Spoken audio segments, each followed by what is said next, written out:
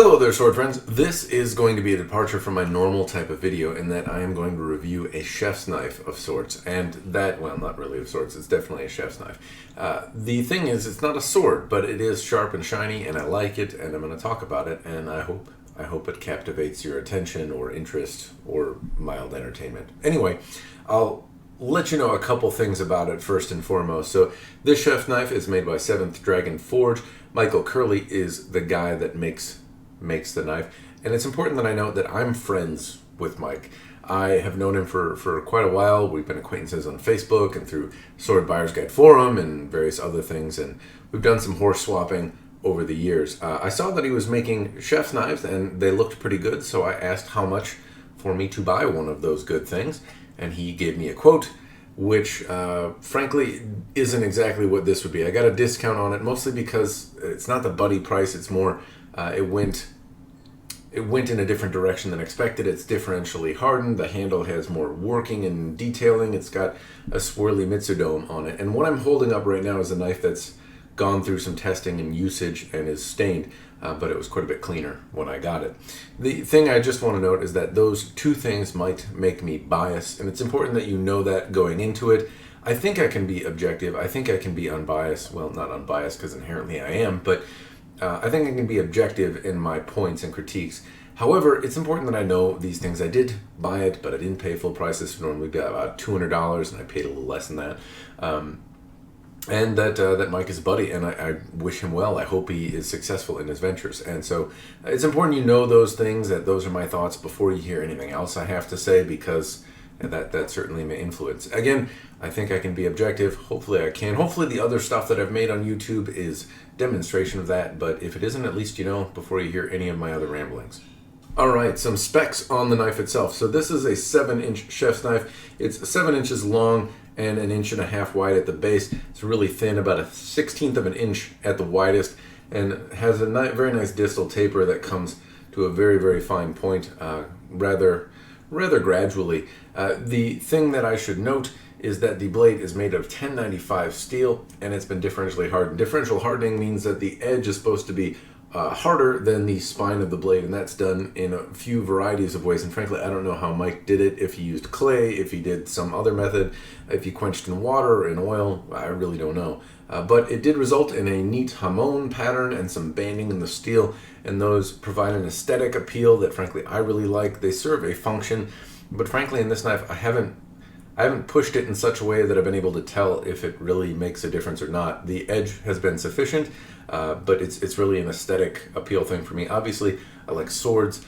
Having a hamon is a very common thing in a Japanese style sword, which is usually kind of where my bag of tricks are, and it's a very appealing aesthetic thing to me. It's also been etched with a swirly mitsudome on it, and even though this was something for my wife, it's definitely a reminder of who she's cooking dinner for. That sounded more chauvinistic than I intended, but I do like the swirly mitsudome, and my wife usually does the cooking, so I guess it is perhaps a more stark reminder than she would like. Anyway, 1095 steel is a high carbon steel. It's pretty good in terms of knife making steel. It holds an edge really well, but it's pretty high carbon content, and you can see by some of the residual stains that have been left over from usage that it can rust quite quickly.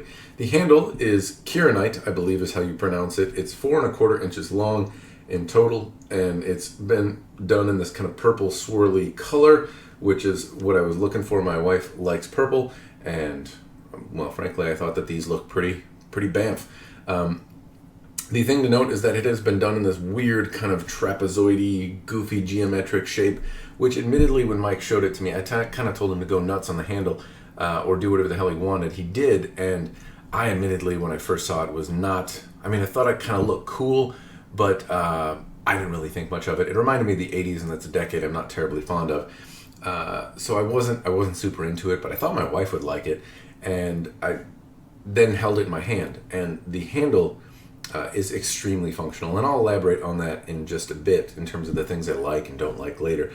But it's a lot more pragmatic than you might expect. It looks kind of funky, but man, is it functional, and the practical side of me really enjoys how it feels. Anyway, that's it in a nutshell. It's held on with 2 stainless steel pegs, and there we have a knife. The important bit to note about this in comparison to, say, other knives, this would retail normally for about $200. If you wanted to have Mike One make one for you, then it would be about $200. And you might say, well, hey, what the hell is the difference? And I recently, just before I came here, unfortunately, I felt weird in the store, but I went to a Williams-Sonoma and I handled a bunch of Wusthof and Shun. I don't know how you exactly pronounce the name, but I handled a few other knives just to remember. And I've used several of them over the years, so I'm not necessarily a stranger to them, but I wanted to go and hold other specifically $200 7-inch, 8-inch, 6-inch chef's knives before I started talking to make sure it wasn't coming out of my ass. And granted, I played with them in a Williams-Sonoma and I had them taken out of a case and I compared them to this thing.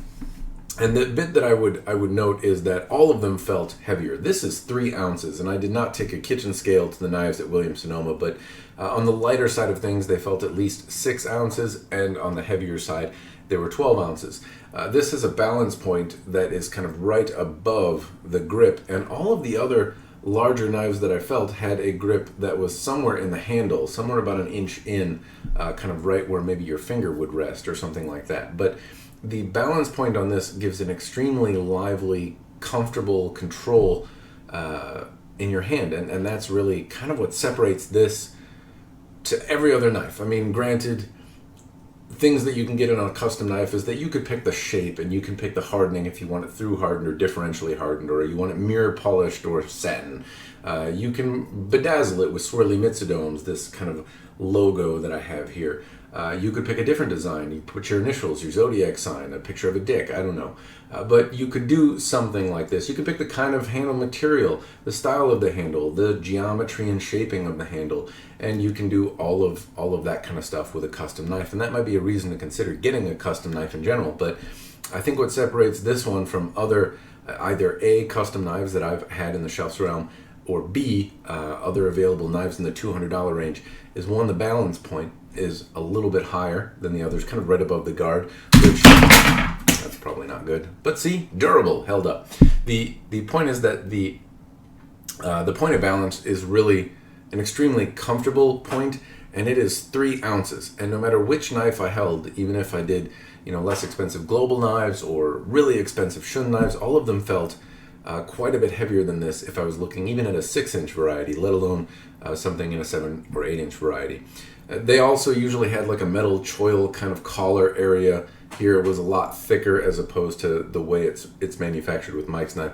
And I don't exactly know where the additional 3 to 5 to maybe 10 ounces necessarily comes in, but at 3 ounces, this is an extremely light knife, and I wasn't able to find, at least in a store convenient to me, or in any example I can give you, a knife that's as large and shaped similarly and has the same type of feeling as this, or has the same weight.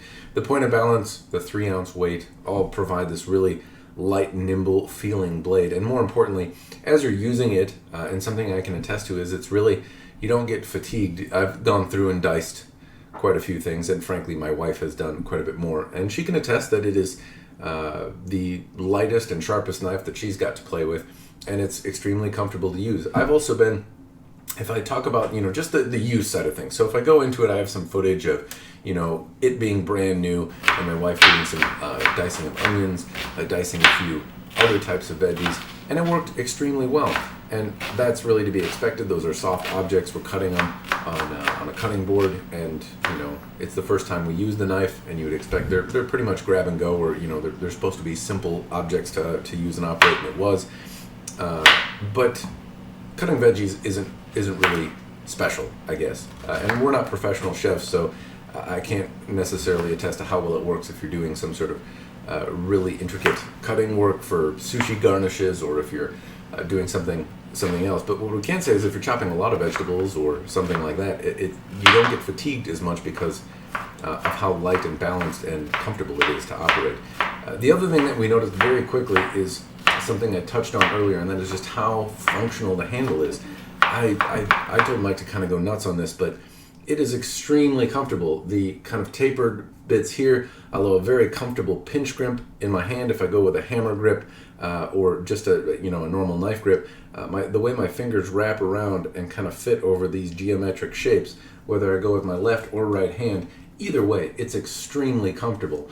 And I've had other comfortable knives. Some of the other knives at Williams Sonoma for $200, like the Wusthof. Some of them around the higher end price points were also very ergonomic and comfortable. But I didn't feel that any of them kind of gripped in my hand as comfortably and as tightly as this did, especially with either hand. The Shun knives had a D grip that was vaguely similar to this, but just how this kind of rolls in between my fingers is extremely comfortable. I don't know if my camera is necessarily getting that, but just the way it contours to your hand was surprising. I did not expect that, and that is a wonderful and delightful surprise, just how functional that is, because it looks artsy-fartsy and stupid in the 80s, and I thought I was going to fucking hate it, frankly, but it's quickly becoming one of my favorite features of the knife.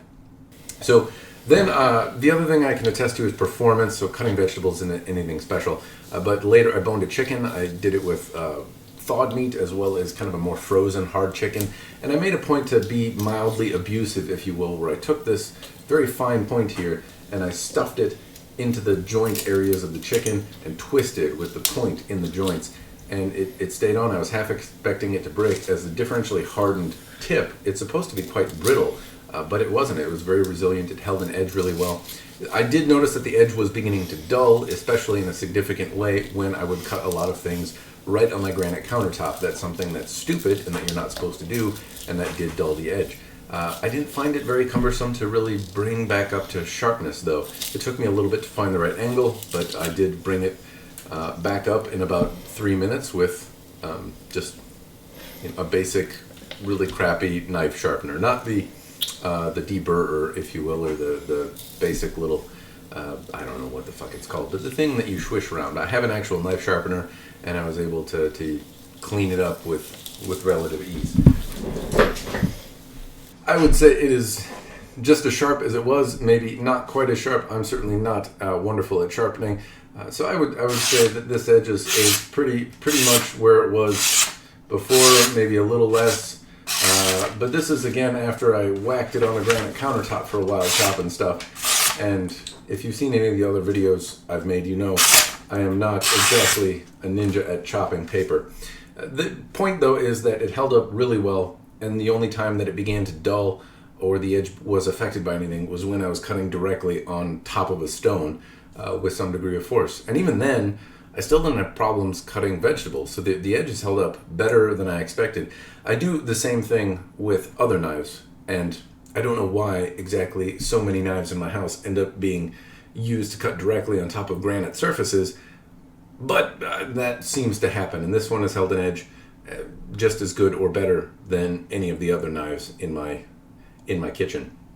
So in terms of performance, I'm really happy with the ergonomics, the balance, how comfortable it is to use, how quickly I fatigue, and how well it holds up and just how well it cuts in general. So I really have been very happy with that. The things I don't like, and if I'm just nitpicking, the main thing, the standout thing before I go nitpicky is the rust. And you can see this on the blade right now. Hopefully the camera will focus. It is developing all sorts of stains, and I have lost some of the grace and kind of refined look that it had at the get-go. Now, $200 for a knife like this is not terribly expensive. Mike did an etch on it to bring out the hamon, or the temper line pattern on the blade, and maybe that has affected how easily it rusts, but it rusts extremely easily. If I'm doing just a basic round of making dinner and I'm dicing up veggies and fruits and other bits of stuff, it will very quickly rust, and I'll see little bits of red on the blade just at the end of making dinner. So it's kind of a high maintenance thing. I have to take a Scotch pad to it, clean it off, wipe it off, dry it. I haven't had to store it in any oil or anything like that, and I don't notice rust on it if I keep it dry, but it does rust very quickly while in use, and that's kind of my main gripe. The steel is pretty high maintenance. Admittedly, though, the patina on it is becoming more common, and as that happens, I notice less rust, especially on the tip area where it's already begun spotting and staining quite a bit. And I don't know, I kind of like the character. It shows use. It reminds me of every good dinner that I've had. At the same time, though, it's kind of irritating, and when you see the knife left out, I mean, if you're dicing veggies while you're binge drinking, you might forget to clean it. And if that's the case, you might end up with some pitting or something like that based on how quickly it rusts. Mike has said that the blades he's used out of 1095 steel are obviously susceptible to rust. It's a high carbon content steel, and it requires maintenance. It's not like a knife you throw in the dishwasher, nor is any generally high-end chef's knife. Nothing that you buy at, say, Williams-Sonoma or a higher-end knife store at $200 would usually be something you'd put in a dishwasher, or that would be recommended to put in a dishwasher. So the fact that it can rust isn't surprising. The fact that it does so quickly is a bit of an irritation.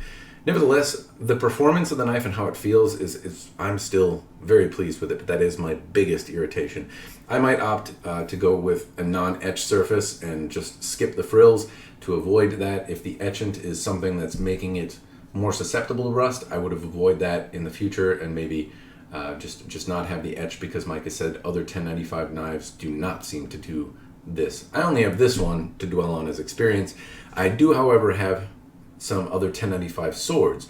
I've tested and whacked around other various Japanese style swords made of 1095, and they have not rusted nearly as quickly as this thing does. So I wouldn't be surprised if it was more to do with the etchant that was on the blade than anything else. Anyway, other little nitty-picky things that I can note.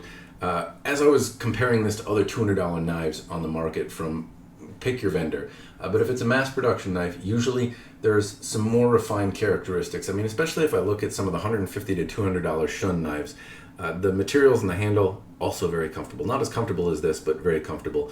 The weight is heavier and not as comfortable, but they have, beautiful folded steel lines, and sometimes there's a differentially hardened look to them. Whether they are or not, I'm not sure. They're also ergonomic, and they're very sharp and hold an edge well and don't rust as quickly.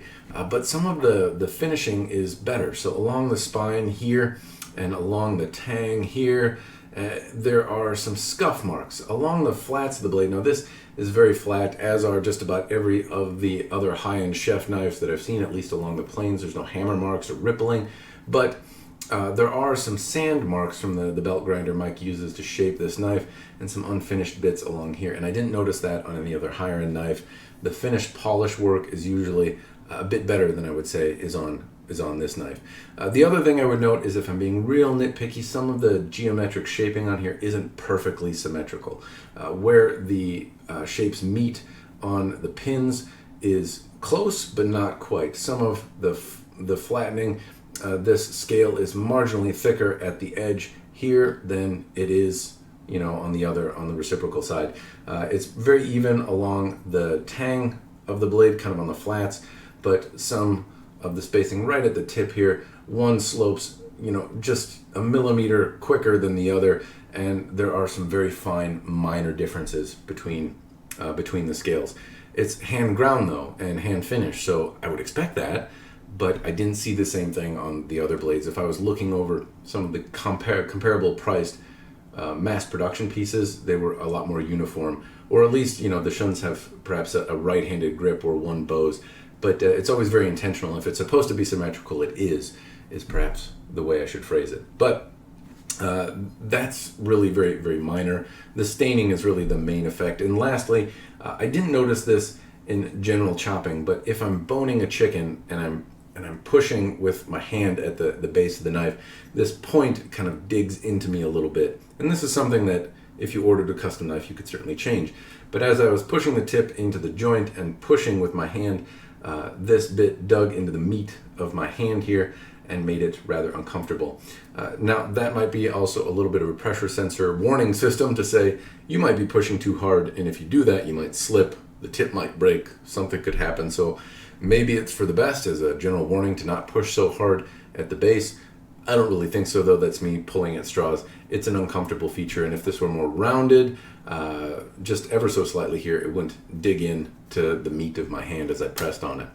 Other than that, that's really the only bit that was uncomfortable, and I only noticed it when I was really jamming it kind of into the joints of the frozen chicken. Other than that, it's not a bother at all. So all in all, am I happy with the knife? Yeah, I'm fucking ecstatic about it. I'm not, again, super happy about how quickly it stains, it's high maintenance, but how it feels, it's an extremely comfortable knife to use. I am really, really happy with it. I would buy another one in a heartbeat. I have no hesitation in recommending it. At least if you value the same things that I've outlined already. Now, why would you want a custom knife? You can pick all sorts of different features. I talked about it. You can pick the color, the handle, the material, the handle, the color of the pins, the type of pins. You can get little bedazzlings like I did, or pick the shape or size, or have some other, if you want a gut hook on the back, you can put that shit on there. That's something that you can do in general, but why would you buy one from Mike? Well, that's tough to say. Price might be an important bit. At $200, this is not an expensive custom chef's knife. There are certainly people that charge far more out there and may give you a higher finish quality. If you want a higher finish quality, Mike could maybe do it, but you'd have to talk to him about how much that would cost. But he can make knives also that are cheaper, and I don't think that you necessarily need to spend $200 to get a knife that feels as good as this. You might need to spend it to get all the bedazzling that I have on it, but I don't think you need to get one to have the balance, and that's really my favorite part of this knife. So if you could get one for even less, absolutely. You could probably get one with steel done in such a way that it doesn't rust as quickly and addresses my main concern. But the downside is really when you compare it to a available custom or modern production knife that you can get in a higher end piece from any one of the larger manufacturers, is you can go to a store and hold one of them, and you kind of have to take my word for it on this one until you get it in your hand. If you don't like one of the higher end mass production knives, you can usually return it. And this would be a little more difficult. Might be able to do something for you to address your concerns if you have any.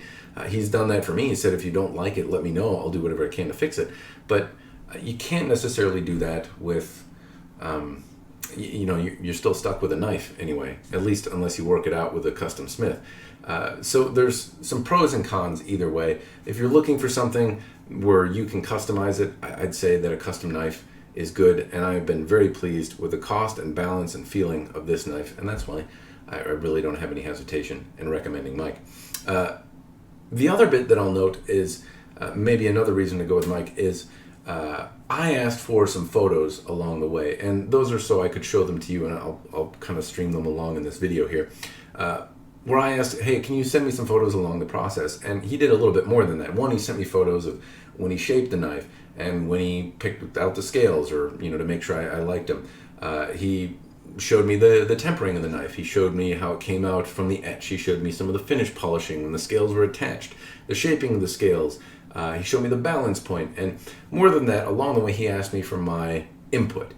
So if at any point in the construction of the knife I was not happy with how things are going, or wanted it to be a little shorter, or to change things, or to round off the handle if I thought about it whacking into my hand, he'd be able to address that stuff before I got it. And having that input into each individual part of the process, one, isn't something I can guarantee any custom knife maker will do for you. That's something Mike did for me. I can't even guarantee he would do it for you, but if he did it for me, I'm sure it'd be something he will be willing to consider, or something you can talk to him about. But having that level of input was a pretty powerful thing, and gave you a chance to have a lot more customization than I could say you would have in just about anything. And it's one thing to work with a knife maker and say, here's what I want, here's a design, go ahead and make it for me. But it's another to have them document the experience for you if you're a scrapbook aficionado, but also to give you input into how it's coming together, because shit changes. Things don't necessarily pan out exactly how you would expect them to. Even with simple, things like this that don't have any moving parts, there can be changes and things might not work the way that you think they will. So having that input can be a very beneficial thing if you really know what you want to do and really want to fine tune it. The other thing I'll note is perhaps about another knife, and is another reason that I'm kind of happy I'm having Mike do some stuff. He's making another knife for me out of a file from my grandmother's garage. Now, some time ago my grandma passed away. She was a really important person to me, and I mentioned that in a different video a while back. And it's a really sentimental and awesome thing that I was able to take some carbon steel from my grandma's garage that my grandpa used in his workshop and transform it into a knife that I might be able to use in my kitchen when I make my family dinner or breakfast or whatever, but into a usable object that enters my home in a functional way again, rather than a rusty lump of steel that ends up donated to Goodwill or thrown in the garbage. So that's awesome. And Mike didn't bat an eyelash when I asked him to do that. I said, hey, will you make a knife out of something? Here's the situation. And he was like, sure. And he's pounded out a knife, and he showed me a couple photos of it. I was able to pick out some scales. My grandma used to love ladybugs. I found some scales, or he had some scales that have ladybug-esque colors. But that level of sentimentality is something that you can't put into a mass production knife. You can't buy that at a store.